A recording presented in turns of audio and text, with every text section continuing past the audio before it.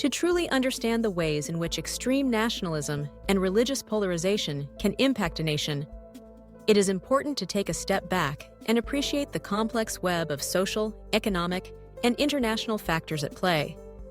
In the case of India, a country defined by its staggering diversity and rich historical tapestry, these influences are particularly profound. The rise of extreme nationalism and religiosity does not exist in a vacuum.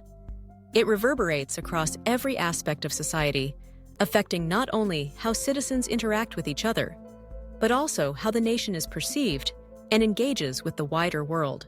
First, consider the economic dimension. India's promise as an emerging global powerhouse has long rested on its youthful population, entrepreneurial spirit, and strategic position in the world. However, when political discourse and public policy become preoccupied with identity politics and religious symbolism, the focus can shift away from critical development priorities.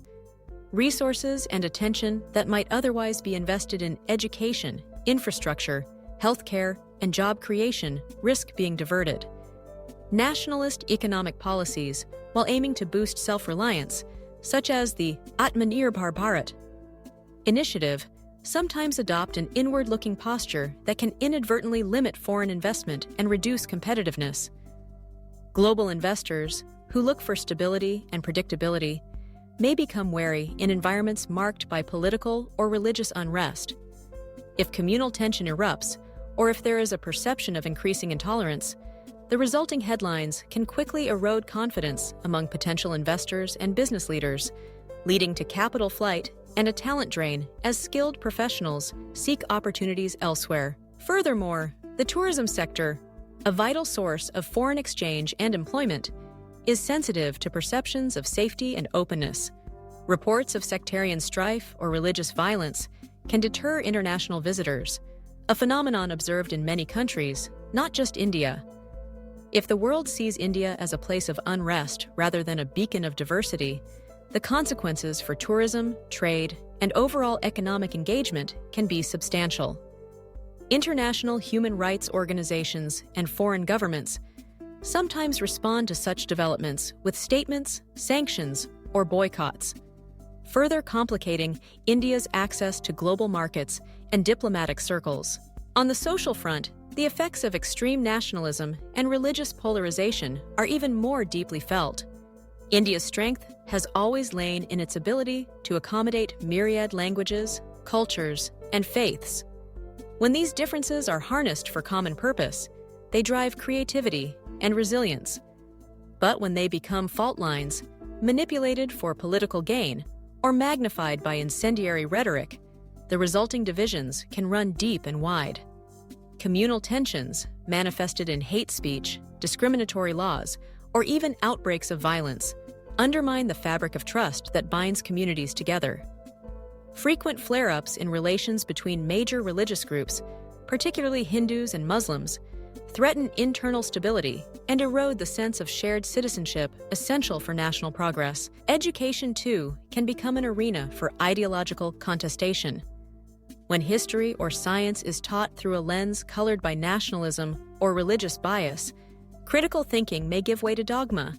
Students are deprived of the tools they need to question, analyze, and innovate, the very skills that drive individual and societal advancement.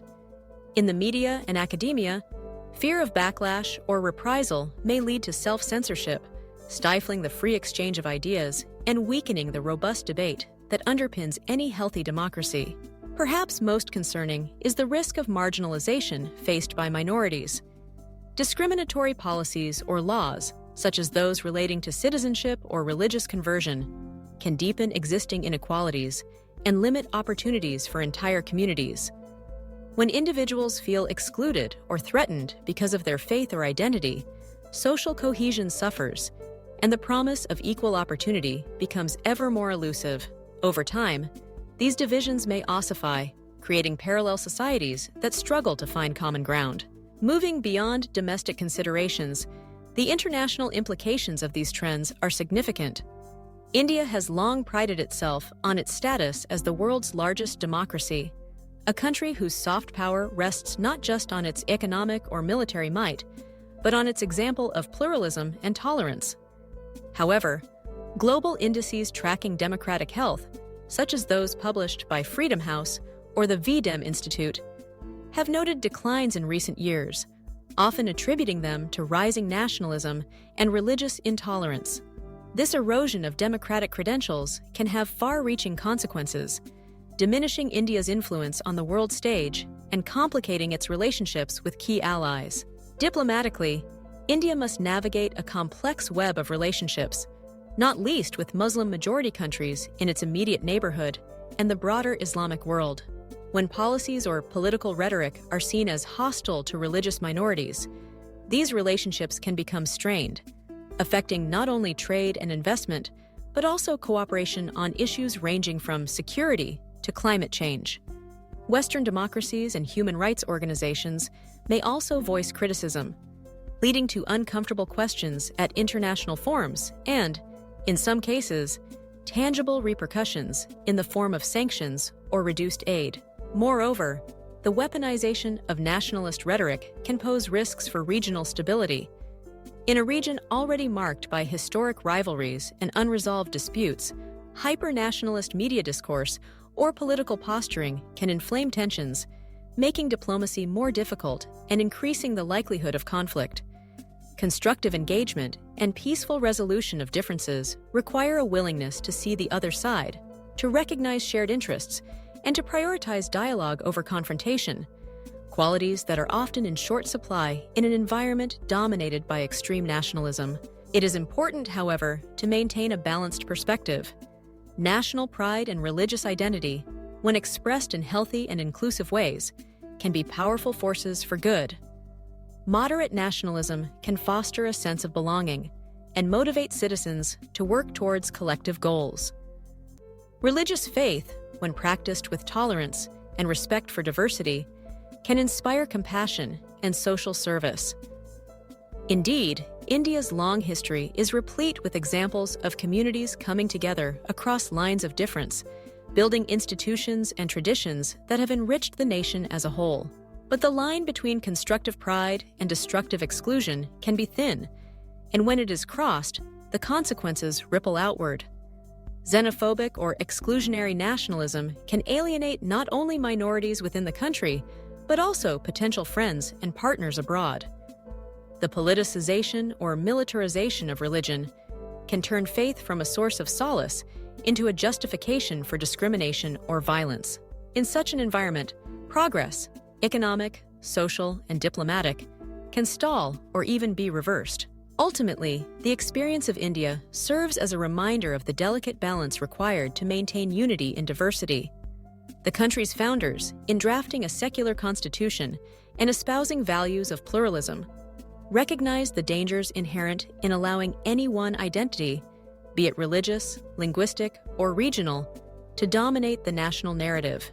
Their vision was of a society in which all citizens, regardless of background, could participate fully and equally, contributing their talents to the common good. Today, that vision is being tested.